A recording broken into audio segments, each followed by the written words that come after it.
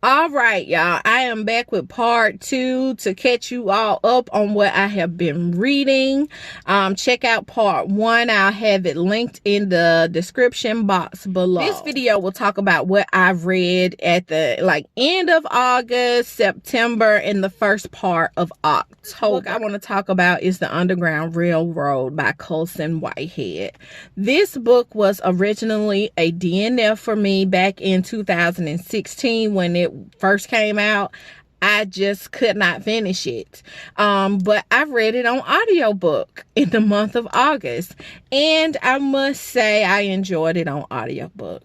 However, I'm starting to think I'm just not a fan of Colson Whitehead's writing style, because the subject, I always, it's something that I'm like, oh, I'm going to enjoy that. I'm going to read that. And I get into it and it falls flat for me. This brings me to the next book, The Nickel Boys, which is Colson Whitehead's newest release. This one is about a reform school that was closed in 2011, and it had been open since the early 1900s, and they found that so many boys had been abused who went through this reform school, and just so many tragic things happened to these young men who were sent to this reform school. When I first read the synopsis, I'm thinking this is the type of book that I read, get some information, and again, it just fell flat for me. His writing fell flat for me. The only other book that I attempted by Colson Whitehead was Sag Harbor. That was last year, and I've read maybe 50 pages of it. And I want to make it clear to people when I'm reading these books, it's not like I'm looking to be entertained or anything. I can read stories about, these harsh situations and get something out of it, but I don't know what it is. His writing is just not for me. It's just not for me. The next book I read was Creating Room to Read by John Wood. John Wood left a lucrative position with Microsoft and began the Room to Read, I guess it's nonprofit organization. I don't think he's currently over it now. This book was written in 2009, and he talks about the importance of literacy in around the world.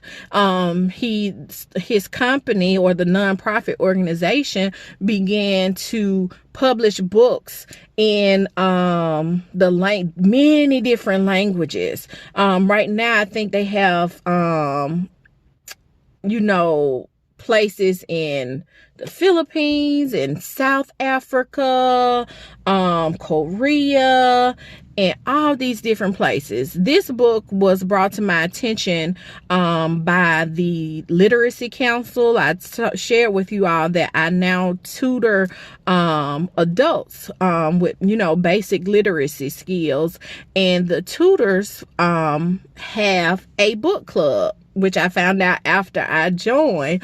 And so back in September, this was the book club book, and I listened to it on audiobook, and it was excellent. If you're interested in different literacy programs and finding out what's the best way to get donated books and all those type of things, I think you would enjoy reading Creating Room to Read. The next book is Everything Inside by Edwidge Danticat. This is a collection of short stories. It's a short collection. It's only 8 stories, and it's excellent storytelling. She is an Haitian author, and all of her characters, most of the stories take place in Haiti, or either it's Haitian characters, and it is excellent. I can't say too much about it. You just go in and read these stories and just dive in with her excellent writing. And I've said this before in my previous vlog, she's one of the few where I'm going to pick up a short story collection. The next is a graphic novel series. I read Department H, which has 4 volumes. Volume 1 is Pressure. Volume 2 is After the Flood. Volume 3 is Decompress. And Volume 4 is called Lifeboat. If you want a good mystery, you should read this one. Be prepared for the ending. I found it to be top notch. I enjoyed the ending. I enjoyed this series from beginning to end. If you don't know, it's by Matt Kind.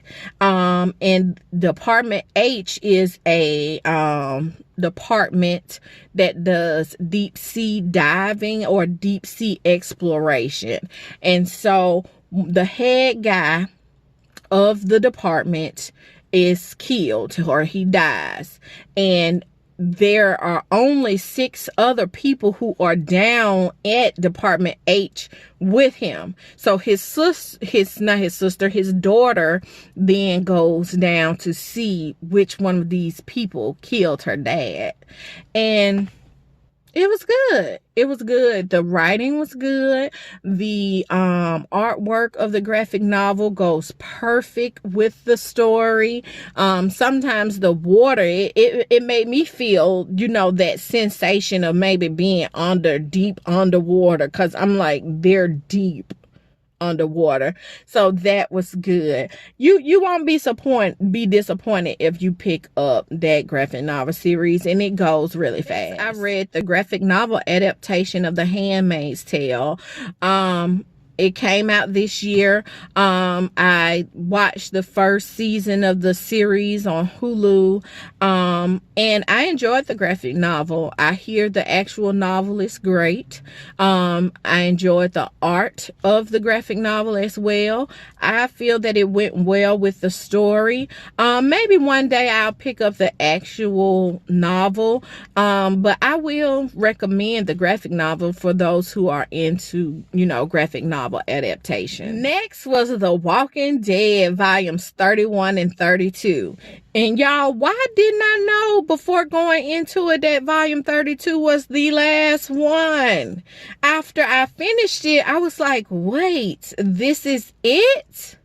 And I went and I read back and realized that the author, he kept it a secret on purpose, even going so far as to leaking pictures for volumes 33, 34, something like that, when 32 is it, y'all. Just so y'all know, who those of us who have been reading this series, and now that I know it has ended, now I'm going to go back to the television show, because I stopped the television show maybe on season 7 or season 8, and I think they may be on season 10 or 9 now.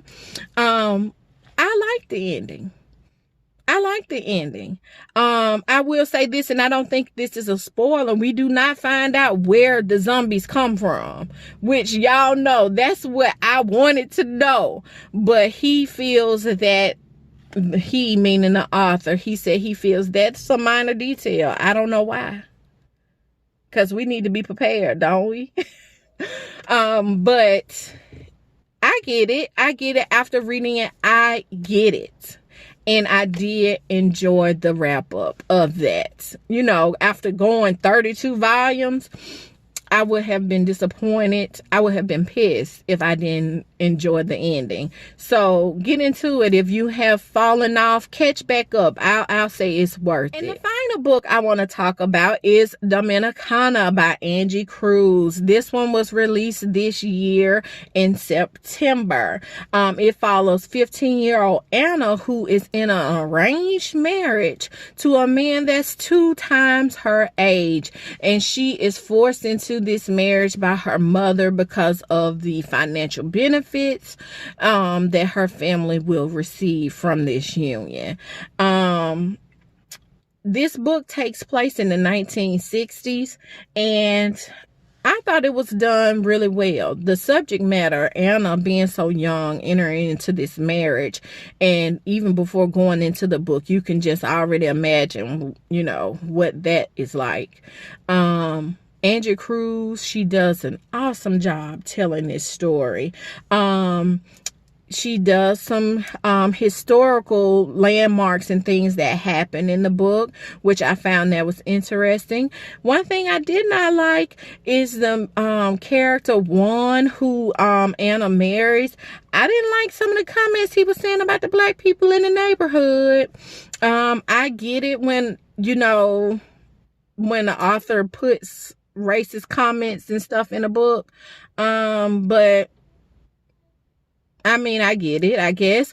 Not too long ago, I did see there was a conversation about this, and I think I was like, does that mean that person is racist or something? Something crazy like that. Y'all know how some booktube drama can get. I don't think that at all about her. I actually see how that fits that particular character, those comments that he made.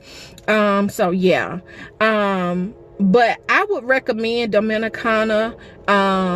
Just be prepared for triggers, you know, and when I'm about to finish, the train wants to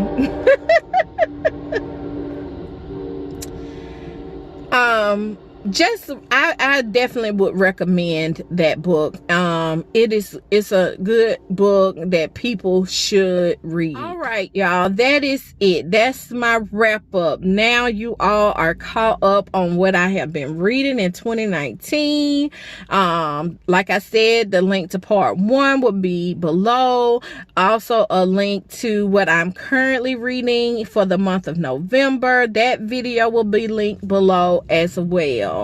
I hope you all enjoyed this video. Please, in the comment section, if you read any of these books mentioned, let's talk about them. Let me know what you thought about them in the comment section below.